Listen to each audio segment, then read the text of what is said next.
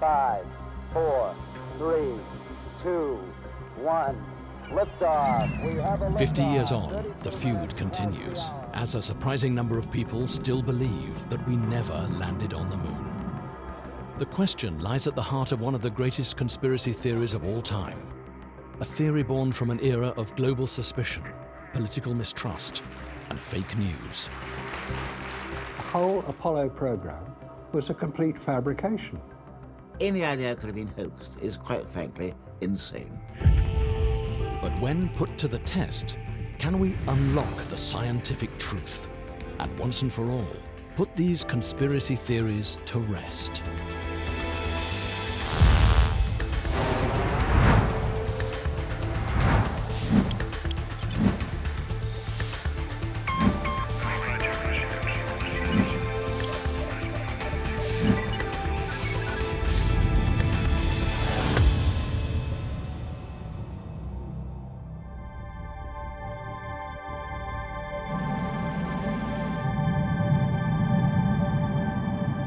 In the 21st century, one of the greatest achievements in history still remains a source of controversy.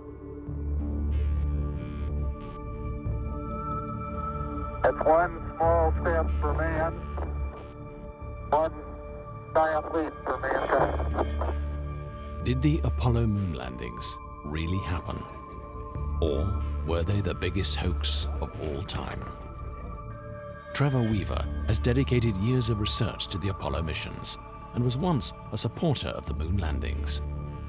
We didn't go to the moon, and that is an established fact.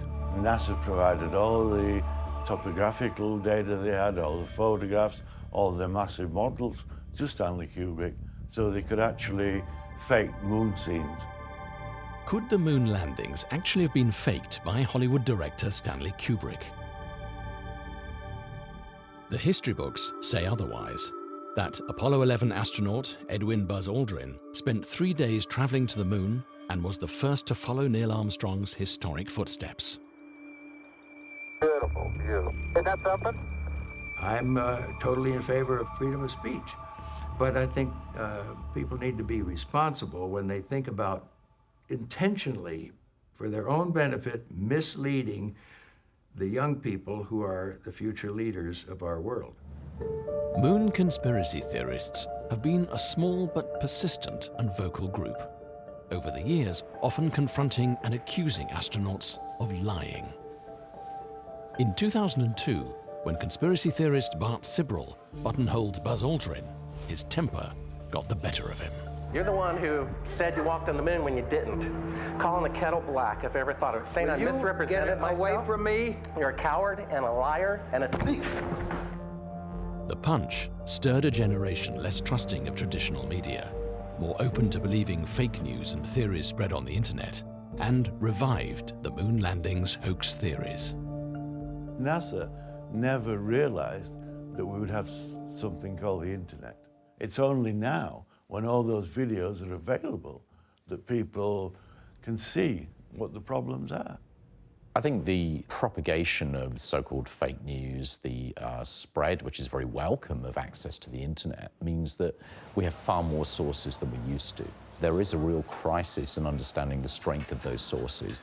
People often have some kind of distrust of authority, governments, and so on, and they assume that there's some kind of plot to keep the information from us, that actually the propaganda victory of going to the moon could be based on something that was entirely fabricated. But if the Apollo missions were faked, it would mean NASA had managed to keep one of the biggest secrets ever created. 50 years ago, the Soviet Union and the USA were locked in a struggle for global dominance. Then, on October the 4th, 1957, the Soviets launched Sputnik, the world's first satellite, into orbit. A breakthrough that hit America hard and made the race to space even more crucial. There's no doubt that the space race in the 1960s was driven by superpower rivalry. There was a degree of anxiety in the West about the advancement in Soviet technology, and the feeling that the West somehow had lost its leadership and needed to catch up. We choose to go to the moon in this decade and do the other things not because they are easy, but because they are hard. At the peak of the Apollo program, NASA employed 400,000 people. But was putting a man on the moon so important that the United States government faked it? If so, a legion of NASA employees not only participated in the deception, but they kept the secret from the rest of the world. That was such a seminal event that it wasn't just about the mission itself, but the way that that influenced wider life. You know, people began to think, oh, we can do space travel, we can actually go to other worlds.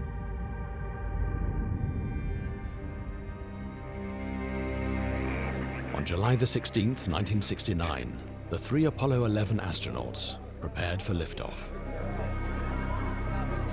But while the world eagerly awaited for history to be made, one man was already skeptical. During the 1960s, Bill Kaysing was the head of technical publications for Rocketdyne, the company that helped manufacture the Apollo rockets. Kaysing, who claimed he had access to some of its top-secret documents, questioned the competence of the Apollo project. I really believe that they weren't in the command capsule at launch. They did a little bit of a magician act with the astronauts. They went up the elevator, but they came down the elevator. In other words, they did not want to risk the lives of the astronauts in case the Saturn blew up. An explosive claim, which Kaysing said the CIA tried to silence by making 3 attempts on his life. Like Kaysing, Marcus Allen, British publisher of Nexus, a magazine of alternative politics, history and science, also questions NASA's engineering capability at the time of the launches. The problem is the whole Apollo program was a complete fabrication in order to be seen to succeed in the Cold War. The myth of Apollo is what is holding NASA back from future space travel. It's a tragedy. We didn't go the first time, we can't go now, we've never been. They lied to us. But if NASA didn't put a man on the moon, it would have had to fake the evidence. And its own visual images have done the most to fuel conspiracy theories. Every photograph taken on the lunar surface is online, 5,771. Some of them are not particularly good, some are out of focus, some are light struck, some just don't show very much of interest, and some of them are very good indeed. And it's the very good ones I question. I do not believe they were taken on the moon. They were taken here on Earth. Conspiracy theorists believe NASA faked all 6 of the Apollo moon landings and point to these NASA photographs as proof. Some of the most renowned claims suggest that areas lit from behind should be in dark shade, when in fact, they reveal full detail. In others, the shadows don't run parallel. Is this because they were lit by separate sources, suggesting film lighting? Despite being taken in space, no stars are visible in any of the Apollo photographs. Gravity on the moon is 1/6 of that on Earth, but when archive footage is sped up, the astronauts appear to be running at normal speed in Earth's gravity. And with no atmosphere on the moon, why does the flag seem to wave in a breeze?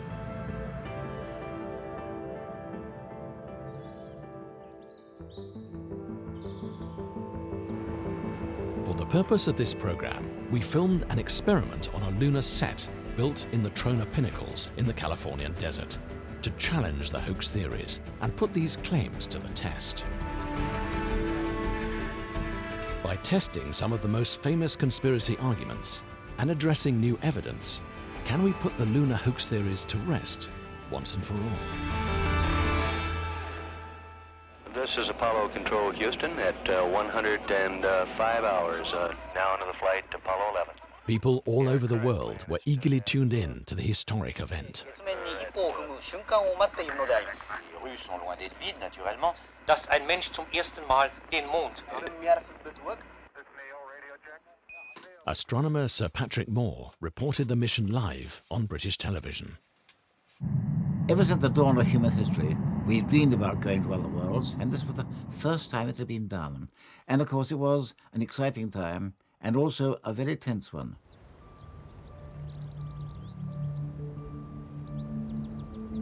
Five, 4, 3, 2, 1, 0. Liftoff. We have a liftoff. There were some amateur radio enthusiasts who built a very large dish and were able to actually listen in to the astronauts talking from the moon's surface. They didn't hear mission control. They were able to pick up just the astronauts by themselves. Ian Morrison witnessed the event from a unique perspective. A student at the Jodrell Bank Radio Telescope near Manchester, England, he took advantage of the facilities and listened in to the mission of his own accord. I should say that we were not officially tracking the Apollo craft. We were doing this for fun and our own interest. Houston, Apollo 11 entered and gave us a magnificent ride. We could hear the whole conversation of the astronauts all the way down to the surface. They were obviously highly excited, and it must have been wonderful as they sort of literally reached the surface. Out my left-hand window right now, I can observe the entire continent of North America.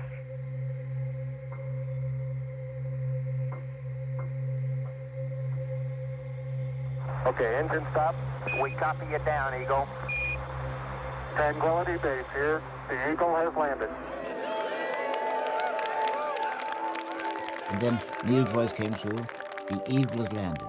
And that for me was a minute of intense relief. And since I'm on the air live, I had to watch what I said. It's one small step for man, one giant leap for mankind.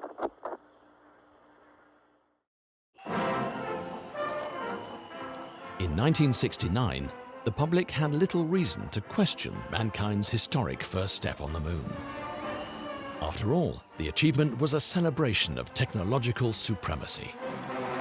America had finally won the space race.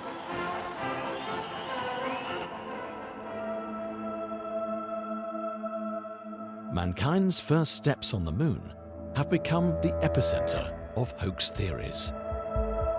Conspiracy theorists claim NASA faced a formidable challenge with its primitive 1960s technology. Just 14 months before the Apollo 11 mission, Neil Armstrong test-piloted a prototype lunar lander. The result was disastrous. Unfortunately, it went out of his control, and luckily he was able to eject before it crashed in flames. If they couldn't get a simulator to work on Earth, how in the world could they get the actual lunar module to work on the moon? And of course I knew both Neil and Buzz. There was no provision for rescue. Had they made a faulty landing, they couldn't have got back, and that would have been too ghastly to contemplate. Conspiracy theorists question not only the technical capabilities of the landing craft, but also the computing power that guided it. They didn't have the technology to do it. And the risk is too great. They could not afford to risk failure. They wouldn't allow themselves to rely on science and technology to get them there.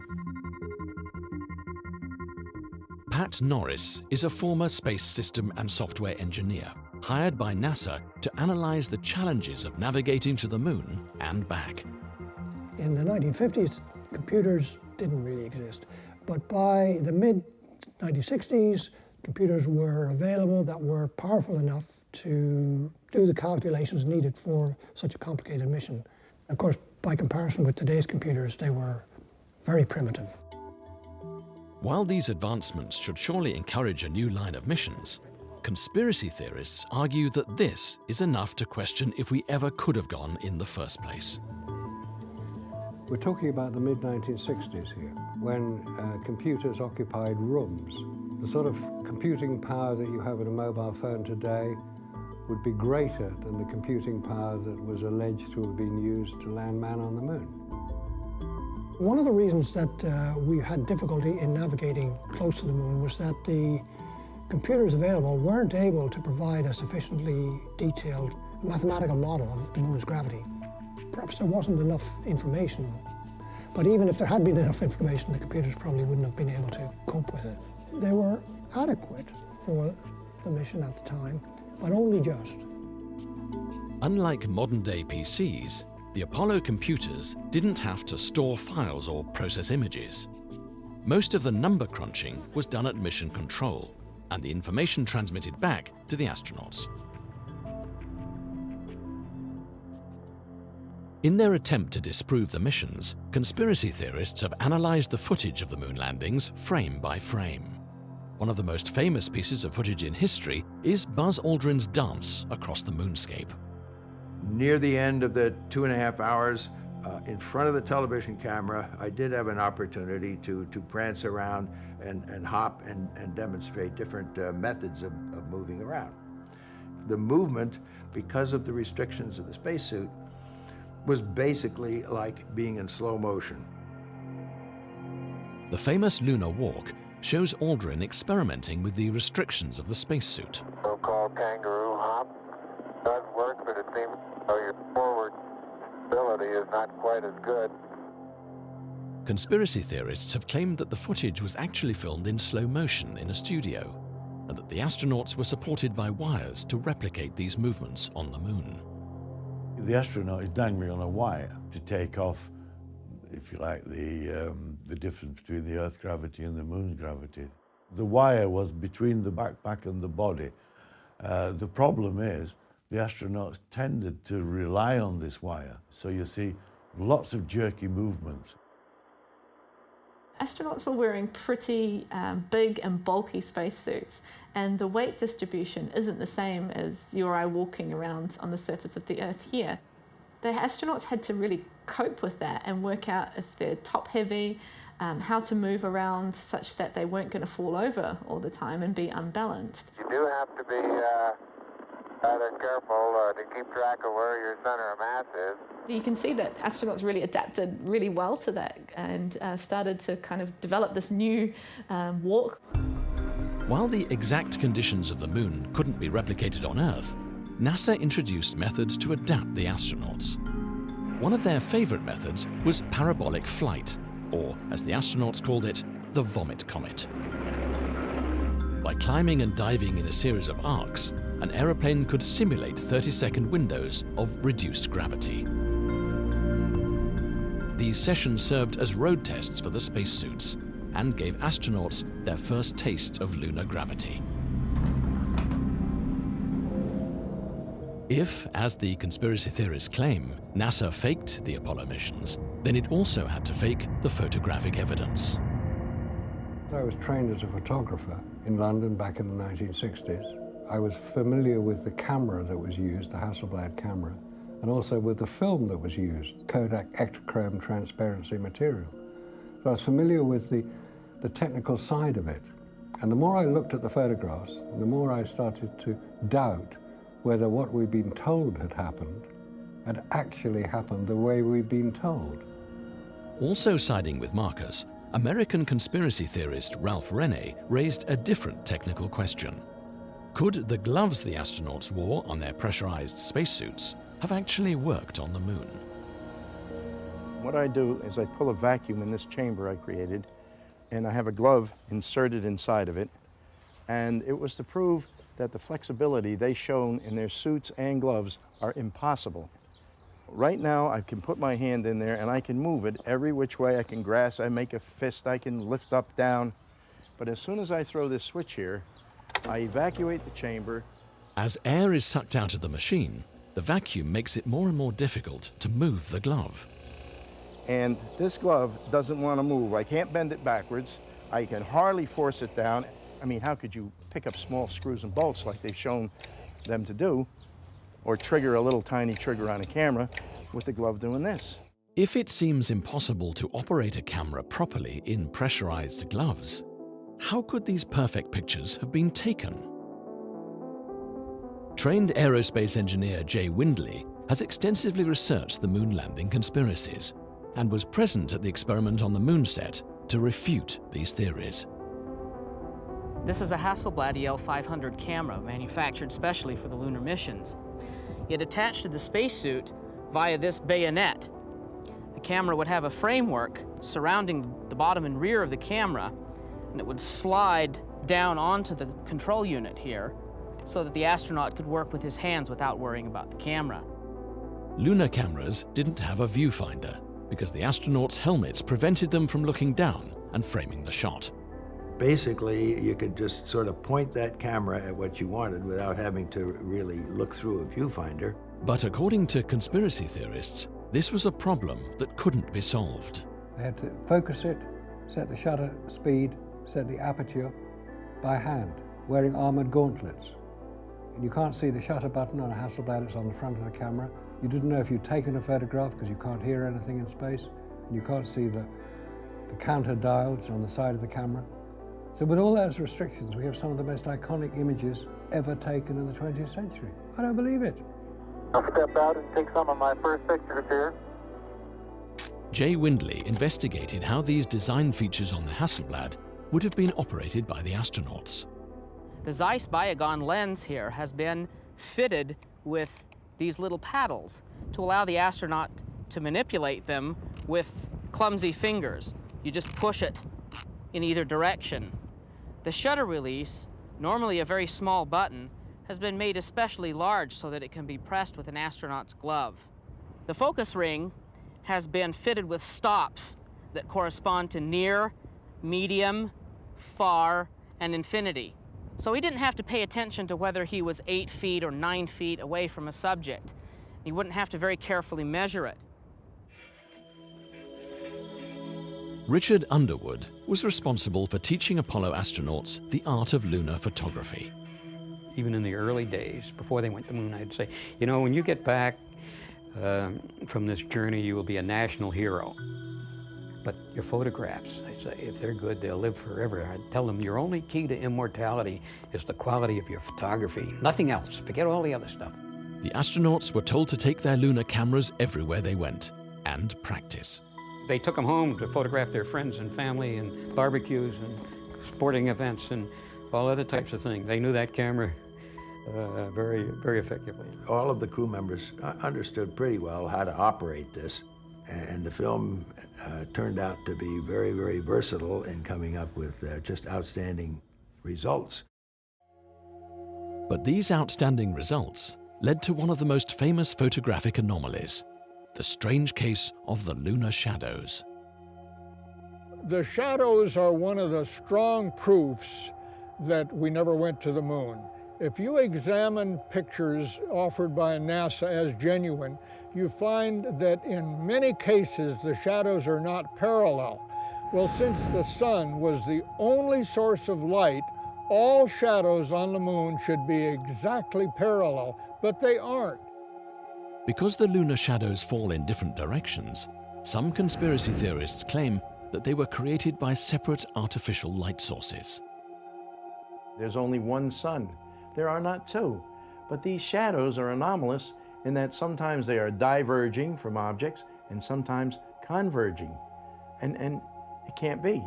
You can go any place on this planet when the sun's up and you look at two objects and those sun shadows are parallel. But according to physicists, there are reasonable explanations for why we find that shadows aren't always parallel.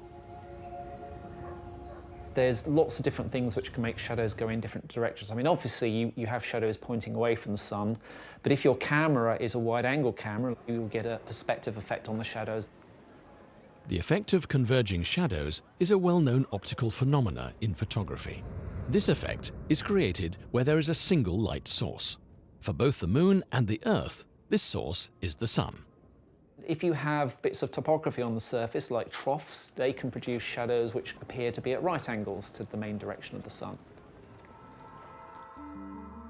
But if we look at the photos, Aldrin appears to be brightly lit up. Shouldn't the astronaut's body be in darkness?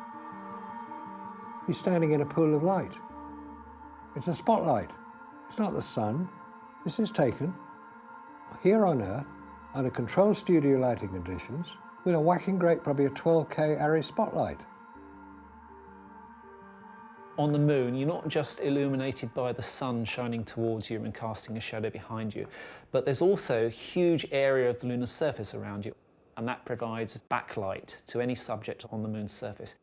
You can also get reflections of light off bright objects like spacesuits, if they're fairly close to whatever they're illuminating.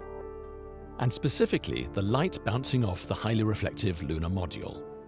In these pictures, you can clearly see where a pool of light appears. If you look at pictures where the astronauts are away from the module, the surface appears evenly lit. Another cause for suspicion among conspiracy theorists is Apollo's symbolic highlight, the American flag. Wherever there's an American flag, it's always brilliantly lit up, even if it's on the shadow side. And on the shadow side, that should be really dark black. But they had little spotlights, obviously, because that's the only way you can do it. Oh, geez, that's great. Is the lighting halfway decent? The flag they took to the moon was made of nylon, which is fairly translucent material. It lets light through, so I wouldn't expect to see one side bright and one side dark. Here we can see our flag brightly lit from the front, but if we move around to the back, we can see that even with our single light source, it's still brightly lit. The light is shining through and making the flag glow. But why does the lunar flag wave around if there's no wind on the moon? The stage sets were very hot, because when you film in slow motion, you need more light, because each frame is being exposed. They had 144 frames per second, so they needed very, very strong lights. Therefore, it was probably very hot. Probably they had some cooling. Is this waving flag the ultimate proof the landings were faked in a studio? With no atmosphere on the moon, the planting of the Apollo flag has caused some controversy. If you look at how the flag swings, the edge of the flag is acting like a pendulum. If you know the length of the pendulum, you know the time of the swing, you can say where the gravity is, and it was on Earth. So how could the flag, flapping on the windless moon, be explained? Neil Armstrong and Buzz Aldrin may not have been thinking about that question as they prepared for the historic moment. Putting the flag on the moon was really a symbolic highlight of the mission. It was one that we had not really rehearsed. Neil knew where the flag was stowed. We brought it out, then we had to put the two pieces together.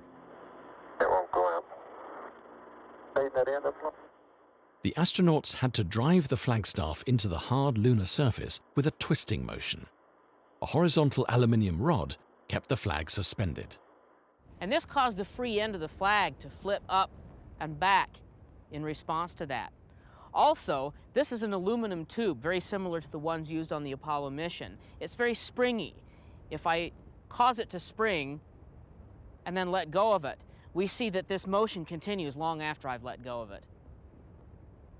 Once it's in the surface, then those oscillations gradually dampen away over time, the vibrations going down the flagpole, and then it's pretty much stable after that. Beautiful, just beautiful. Conspiracy theorists point to another strange anomaly, one that can't be explained by lack of atmosphere. As the 16-ton landing craft touched down, its powerful rockets would be expected to blast away the top layer of dust, exposing the rocky lunar surface. But footprints were visibly photographed beneath the spacecraft, and there seems to be no dust on the landing pads.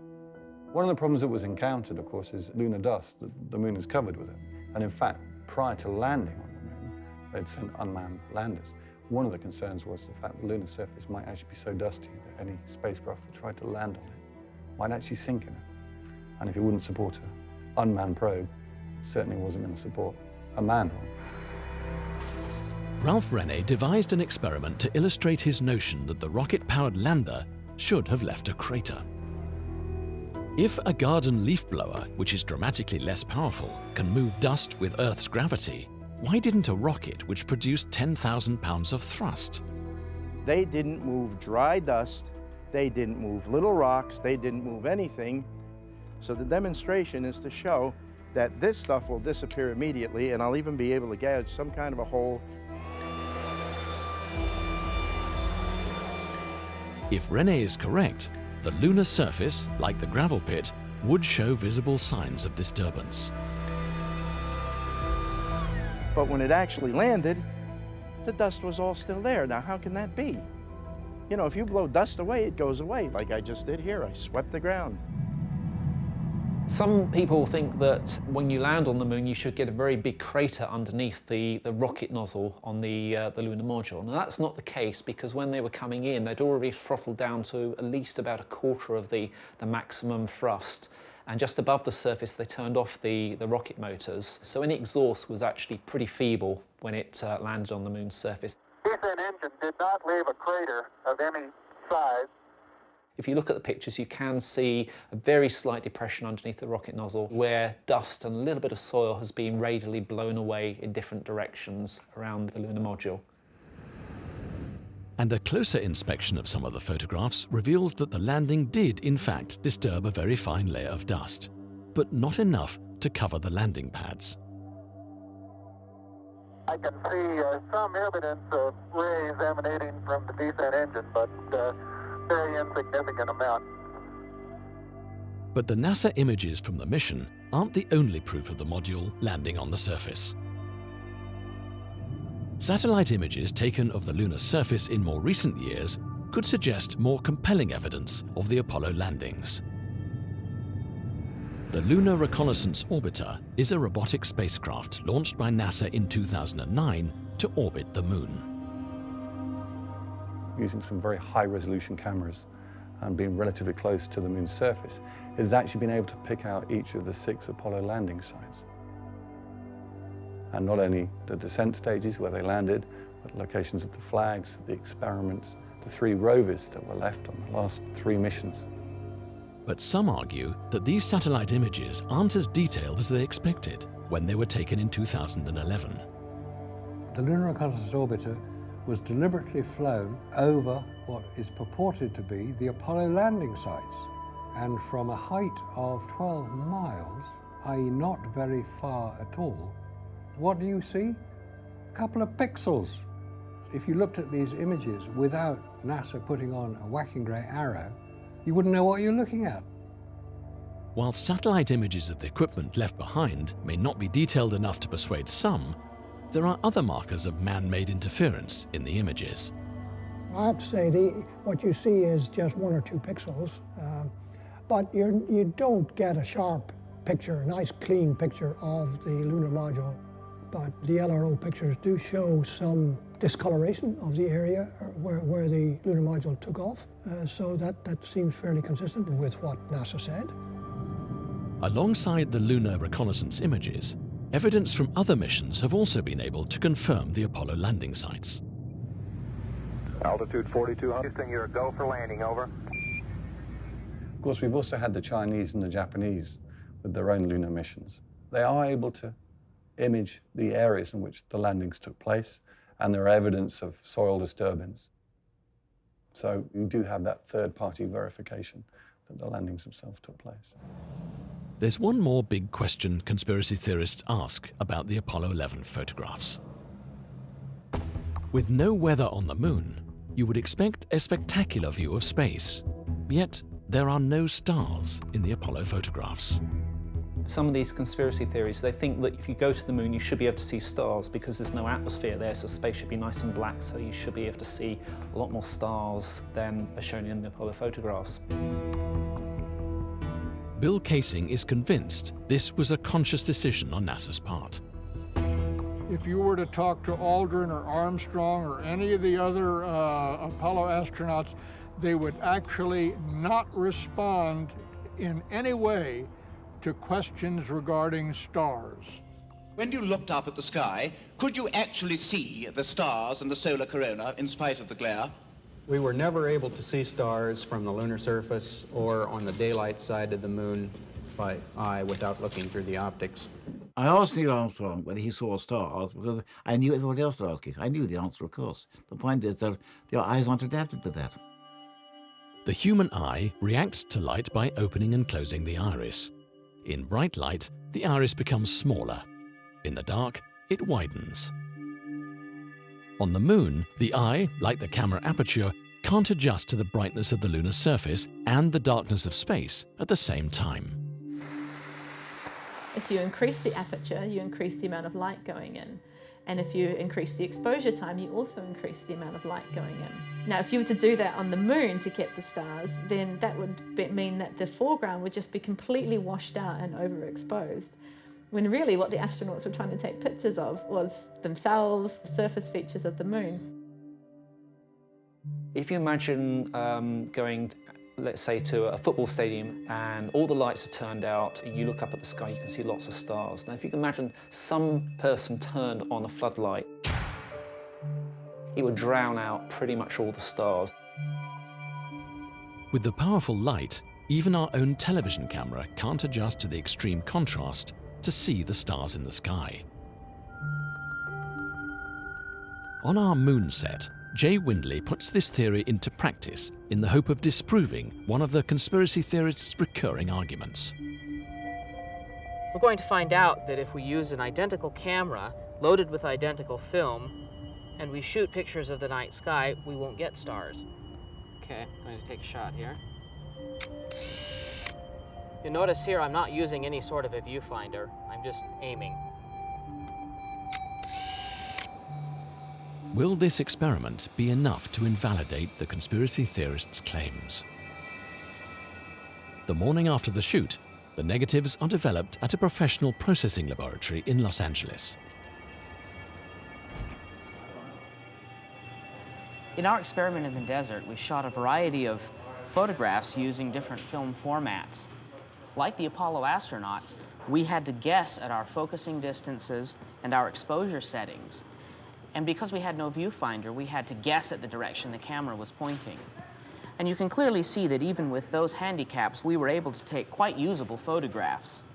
You can immediately see that there are no stars in this photograph, even though the stars were very bright during our experiment. They're simply too dim to be registered on film at the exposure levels that we used to take these photographs. Our experiment demonstrates that the stars could not have been seen in the photographs taken on the lunar surface. But this explanation doesn't satisfy magazine publisher Marcus Allen. He believes it's impossible that any of these photographs could survive a journey to the moon and back in the first place.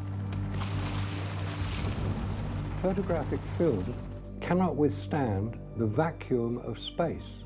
So how did they get all these fantastic photographs we've been shown forever about Apollo astronauts on the moon when the film was not in a pressurized environment, let alone radiation protection?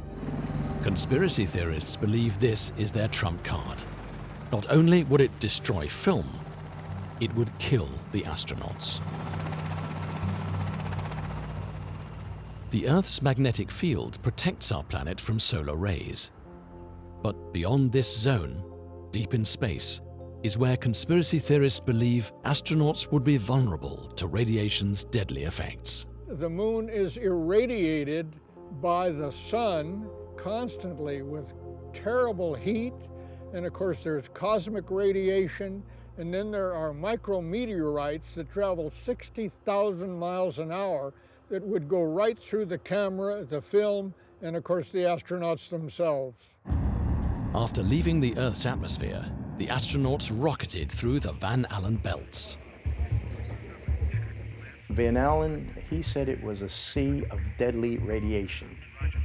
You would pick up a death dose just about the time you got through the Van Allen shield. You'd be cooked and you'd be dying. These radioactive belts form a thick ring encircling the equator, thinning out around the North and South poles. Until they get an engine that'll lift the life capsule surrounded by 6 feet of water or equivalent mass of lead, they don't even dare go through the Van Allen shield. NASA knew it was dangerous. Don't you think that when they went through the Van Allen belts, they would have said, "How are you feeling, guys? Any effect? You still feeling okay?" Surely you would say this, because if they were in any way incapacitated, it would be a disaster. When NASA designed the trajectory to go through the Van Allen radiation belt, it was done so the astronauts would go very, very quickly through there, so they wouldn't get a very high dosage. And they also picked a part of the Van Allen radiation belt which the levels of radiation were quite weak. NASA claims the astronauts endured only a brief exposure, penetrating the thinnest section of the belts in 1 hour. The Van Allen radiation belt is a zone of radiation around the Earth. It's shaped a little bit like a donut with two centres in it. It's got a very strong, nasty area around here. As you can see, that's a darker area, and that's the inner belt, and an outer belt over here, which is a little bit more benign. Now, the Apollo astronauts were sent on a trajectory which avoided the inner belt, so they were at a relatively safe part of there, and they went through fairly quickly, so they didn't hang around inside the Van Allen radiation belt for very long. But once they passed through, they faced an even greater danger. So here we have these clowns running around in tinfoil craft, stopping solar radiation. And I'm not talking about the light, I'm talking about the radiation from the solar storms. There's always risk in space. For example, you can have solar storms where you can get massive doses of radiation being flung out from the sun. These eruptions from the sun can knock out satellites and electricity grids on Earth. But they can also be detected by an early warning computer system. If there was some form of solar storm, a big radiation discharge, that the astronauts could actually be exposed to an unacceptable hazard, which would be a real risk. So there were solar scientists actually monitoring the solar activity to make sure that they weren't about to launch into a potential problem. Just 3 months after the Apollo 16 mission, NASA admitted that a violent solar flare hit the moon's surface, an eruption so powerful it could have killed the astronauts had they been there. The point is that the American Apollo astronauts did not have protection against these levels of radiation. And we know that because NASA now admit, as a result of the Orion craft, which is Apollo 2.0, that the levels of radiation are such that they have to find out means to protect them before they can send humans through these levels of radiation. But they'd sent the Apollo astronauts, so what's the problem? The problem is they didn't send the Apollo astronauts. I believe that this nation should commit itself to achieving the goal, before this decade is out, of landing a man on the moon and returning him safely to the Earth. Those were the words of President Kennedy in 1961. There were 3 parts of that sentence. There was get humans to the moon, before the decade is out, and safely. And safely was only one of the 3. And there were a number of occasions during the course of the Apollo program when particularly the phrase, before the decade is out, kind of took priority over safety. Sometimes they had to take some risks in order to keep to the schedule. The astronauts could only rely on their spacecraft to survive a solar flare. By studying the disk of the sun, you can make predictions about when these are going to likely happen and avoid those times. And even if there was a storm, if the astronauts were in the command module, you could rotate the command module so you've got a lot of the fuel, the oxygen, and the water in between the astronauts and the direction the radiation's coming in. And if we're on the surface, then you could potentially go and hide behind a rock, or you could even launch off from the surface before the nasty bits of the solar storm arrive. For conspiracy theorists, radiation is the final nail in the coffin. They believe the astronauts could never have survived a trip to the moon and back. But could the objects they returned with also be the key to unlocking secrets from the lunar surface itself and provide a definitive answer to the question, did we really land on the moon? Conspiracy theorists believe that the moon rock from the missions was just another part of NASA's carefully engineered deception. Wernher von Braun and a few guys from NASA went down to Antarctica. What's he doing in Antarctica? Finding moon rocks. It's quite possible that these Earth-lying rocks have been doctored to give the semblance of moon rocks.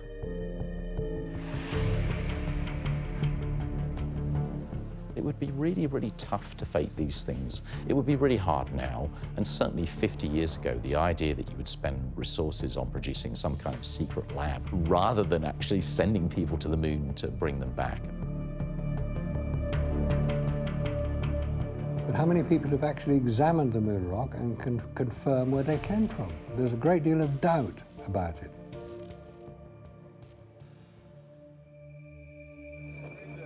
In total, the Apollo missions brought back over 382 kilograms of lunar soil and rock. These samples were distributed to laboratories all over the world.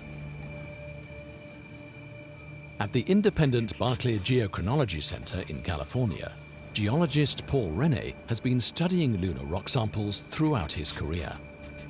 His main interest is these tiny glass spherules from the moon's surface, created by the intense heat of a meteorite impact. The spherules that we've been analyzing are tiny balls of glass, so they're like magma that we find on the Earth in that sense. But they've cooled very, very quickly, and so they form a essentially uniform glass sphere. Using a laser heating system to release gases locked inside these spherules, Paul Rene looks for evidence of cosmic radiation to uncover clues about their age and place of origin. The lunar materials that we've analyzed and that others have analyzed show evidence of having been bombarded by cosmic radiation, and which we don't see on Earth because we have an atmosphere that really shields them very effectively. Rene has determined these spherules date back 3.9 billion years. This finding eliminates the possibility that they originated on Earth. So the Earth, with its very dynamic environment, does not tend to preserve these glassy objects, whereas the Moon, being essentially dead from a thermal point of view, does tend to preserve these things. The results that we obtained are absolutely definitively proof of a lunar origin. I can say with utmost assurance that they were derived from the Moon.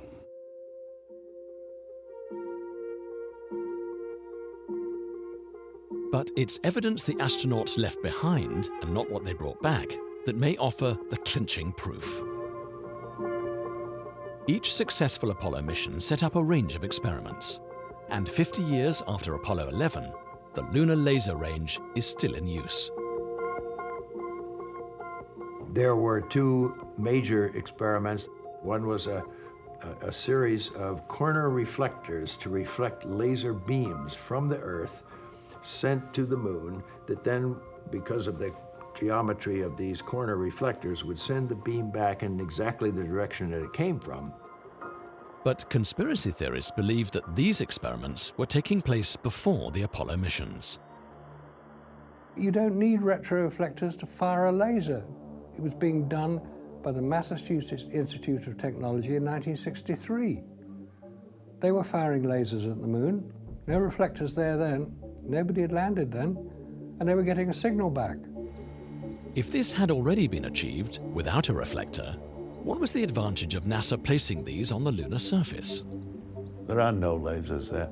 NASA only did the reflector business so they could prove they went to the Moon. It was just another part of their ploy.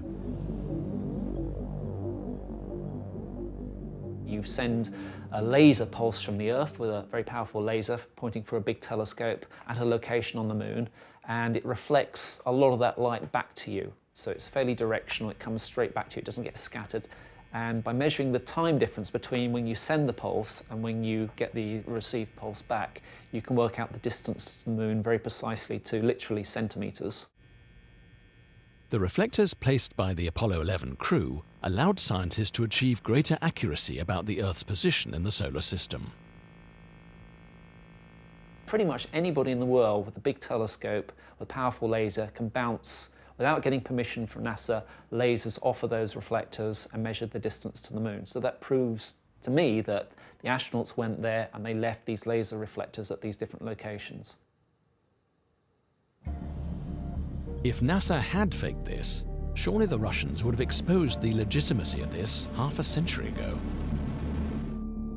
At the height of the space race, the Soviet Union and East Germany also had the technology to listen in on the Apollo missions.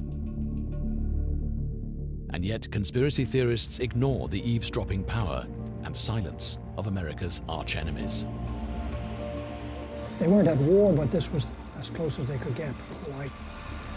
Any form of fraud on the part of either party would have been exposed by the other party very quickly.